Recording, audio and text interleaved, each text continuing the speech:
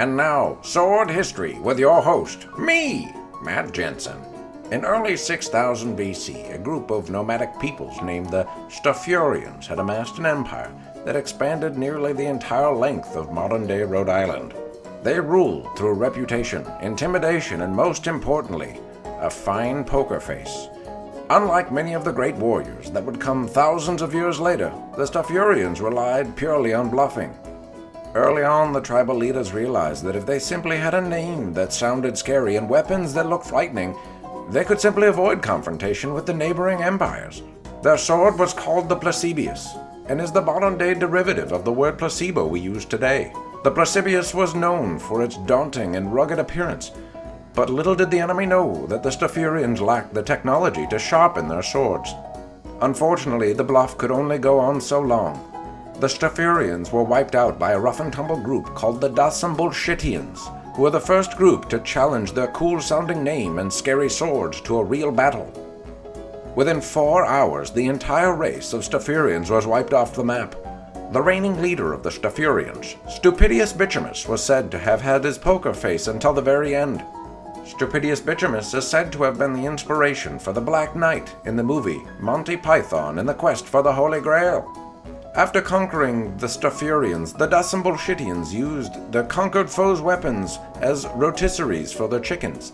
Subsequently, the steel swords held up much better than simple wooden pikes, so there's some good that came from the massacre. Scientists today cannot explain why a race of peoples advanced enough to create steel swords thousands of years before any other group of people lacked the technology to sharpen them. It is one of the great mysteries of the universe, and frankly no one is trying to solve it because, seriously, they must have been stupid.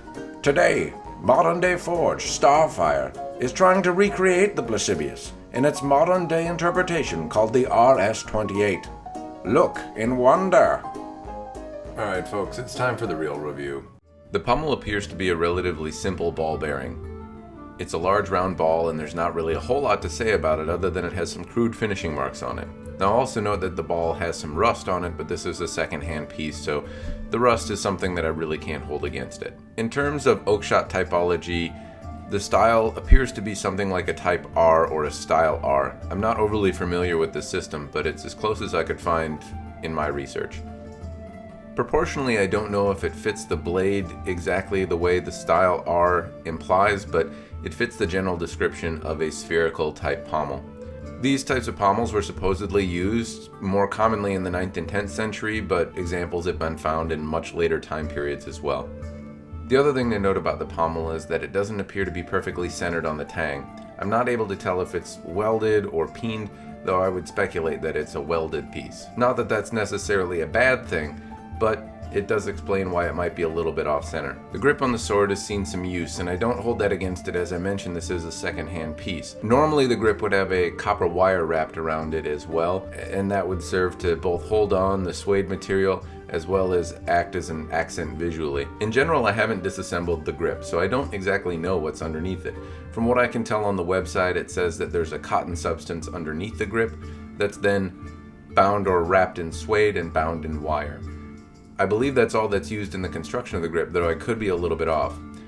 The grip does feel pretty soft in my hands, and honestly it's a little unshapely. I find that it's easy to identify where the edge is, but it doesn't feel exactly comfortable in my hands. It's relatively large and feels a little bit awkward.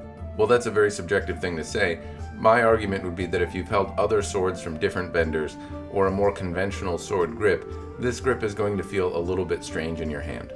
That doesn't make it bad or unfunctional, but I would say that if you're accustomed to more traditional sword grips, this will feel a little strange in your hand.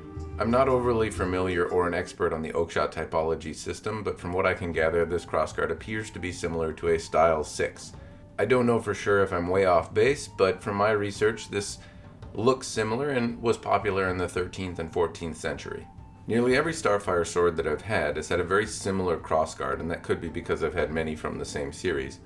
What I would note, however, is that most of those crossguards have had some degree of rust, indicating to me that they're made from some type of carbon steel that would rust. They've also had some tool markings in them and some pings and dings that look like they may be from use. What that tells me is that the finishing is kind of rough, and that the steel that's used is likely on the softer side. None of that is necessarily bad. These swords are targeting a less expensive market, so tool markings and things that reduce cost and time involved are expected. Additionally, I would note that the crossguard is secure, it doesn't wiggle or move around, it was put on the blade straight, and it's very functional. The scabbard is a simple leather sheath with a belt loop on it, and there's nothing particularly amazing or special about it. The belt loop will hold the sword vertically on you, and that makes it somewhat difficult to draw, but it's a large enough belt loop where there's a wiggle in it, and it's functional overall. The leather also appears to be of reasonable quality. It flexes and it feels soft in my hand, but it's rigid and still feels sturdy. It achieves a good balance. The leather appears to also be of reasonable quality. It feels soft and I can move it around a little bit, but it also feels pretty sturdy in my hand. The thing I can't really overlook is that there's a large seam that runs along one side of the flat of the blade, and that increases the overall thickness somewhat unnecessarily, and it makes it feel and look very crude overall.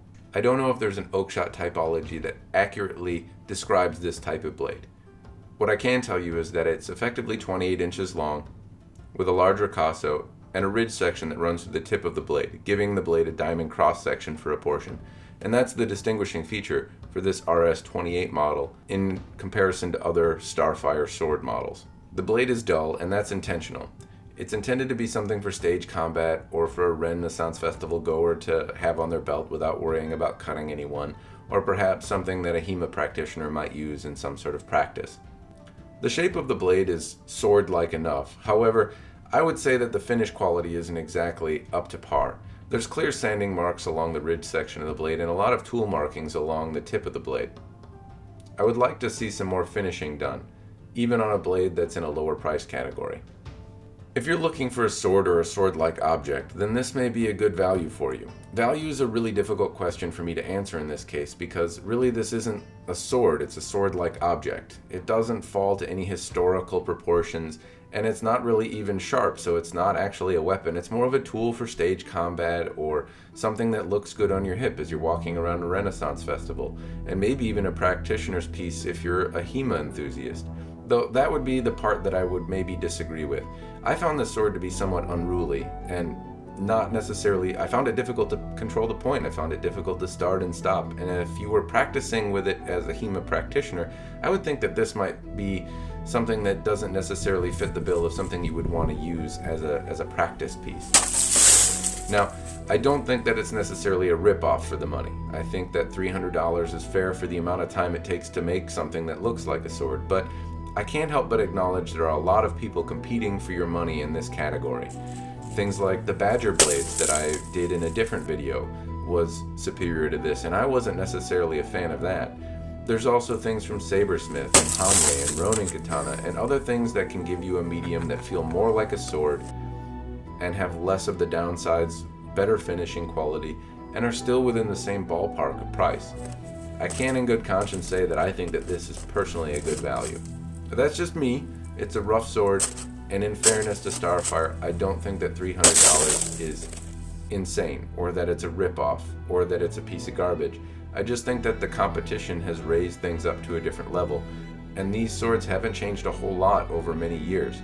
There's a lot of other swords out there now, biting for the same dollar as this one, and I think most of those other options have an edge on it. What I can say as well, though, is that Starfire has a warranty that guarantees the sword in some cases.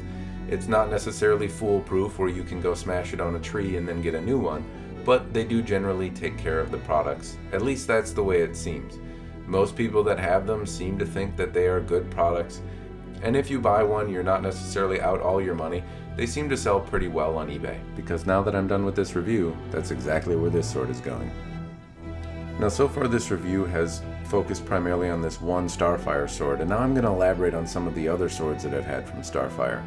You can see here that many of the other blades that I've had are very similar in construction to the one that I've done in this review. While I don't have them anymore, they've all sold on eBay or been traded.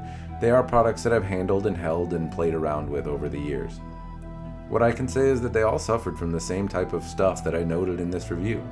Rough edges, tool markings, a grip that's only kind of so-so. All of them felt a little awkward, all of them felt a little cumbersome to wield, and that's something that I've noted throughout the entire experience or lines that I've held in Starfire swords. Now, I don't mean to be overly critical, and I know I'm probably sounding that way. I understand that they have a lot of satisfied customers, that they've been making these swords for many, many years the same way, and why fix it if it isn't broke, right? I know that they've taken care of many customers, that they're made in the United States, and there's a lot of admirable qualities. Furthermore, if they're trying to make something that's functional for stage combat, general playing around without really maiming or killing anyone with a sword, I think they've achieved those ends. But I can't help but think in the back of my mind that if you're looking for an actual sword, there are a myriad of other options. The Hanwei Tinker line, the Ronin Katana European sword line, a myriad of products from Windlass Steelcrafts. All of them are actual swords, and I would describe as more refined and better equipped to do sword activities than this particular one. Furthermore, if you're looking for something that you can just bash against rocks, even the Badger Blade sword that I tested some time ago in another review is something that I would say is more refined than this, and that was one of the most unrefined, clunky crowbar type things that I've held in my hand. So keep in mind that I understand it's rough around the edges, and I understand that that's the goal, but I really have a difficult time seeing exactly why you would pick one of these swords up. Alright folks, this is the end of the review, and I hope you found the content interesting, entertaining, informative in some way, and if you did, please let me know. Throw something in the comments section below, let me know what you liked, what I should stop doing, and if you think I misrepresented something, I know this one didn't go overly positive. If you think it isn't correct, let me know, and I'd be happy to make a part 2 with any types of follow-up that you think are appropriate. Lastly, if you like this kind of content, consider subscribing to the channel. It gives me a little bit more fuel and motivation to keep making this kind of content, which hopefully you find interesting if you're at this point in the video still watching. The last thing I'd actually like to end with is a special thanks to Starfire for a reason you might not expect, and that is, they're one of the first types of swords I actually got to handle as a kid. They were at the Minnesota Renaissance Festival, or at least they had a presence there, along with Arms and Armor and Angel Sword, the other vendors that I recall being at the Renaissance Festival. And as a child, it was one of the few places I could actually hold a sword, or a live sword, or what I thought was a live sword. I like to think that that type of experience really fueled my interest for what I'm doing now. I'm a grown-ass man talking to you on YouTube about swords right now, right? If I didn't have those types of experiences as a kid, I wouldn't probably have the same interest level that I do now. It might have burned out. So I appreciate being involved in the Renaissance Festival, getting your product out there, and getting people enthusiastic about it. I know I certainly was when I was a kid, even if that means I grew up to make a review that wasn't overwhelmingly positive. I'm still grateful that you make cool stuff, and I hope you keep doing it. I hope I get a chance to review more stuff in the future. Cheers, and thanks for watching.